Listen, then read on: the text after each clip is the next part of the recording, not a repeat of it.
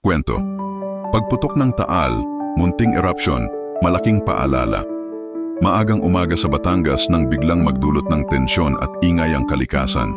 Isang minor phreatic eruption ang naganap sa Taal Volcano. Mula sa baybayin ng Taal Lake, tanaw ng mga residente at turista ang biglang pagsirit ng usok at singaw mula sa bunganga ng bulkan. Tumagal ito ng ilang minuto, ngunit sapat para maalarma ang komunidad at mag-viral sa social media ang mga kuhang video ng pagsabog. Ayon sa PVolx, ang pagputok ay dulot ng mainit na singaw ng tubig na nagmula sa ilalim ng Crater Lake, nagdulot ng puting usok na umabot sa ilang daang metro ang taas. Bagamat hindi ito sinabayan ng lava o malakas na lindol, agad na itinaas ang Alert Level 1, hudyat ng aktibidad na hindi dapat ipagsawalang bahala.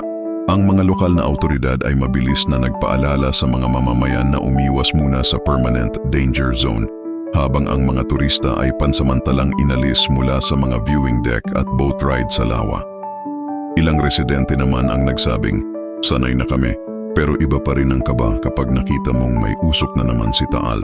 Habang ligtas sa ngayon ang mga bayan sa paligid, nagsilbing paalala ang munting pagsabog na ito na ang Taal ay buhay pa at kailangang igalang. Sa gitna ng tahimik na tanawin ng lawa, ang bawat usok at singaw ay paalala ng likas na lakas ng kalikasan at ng kahandaan ng sambayanan.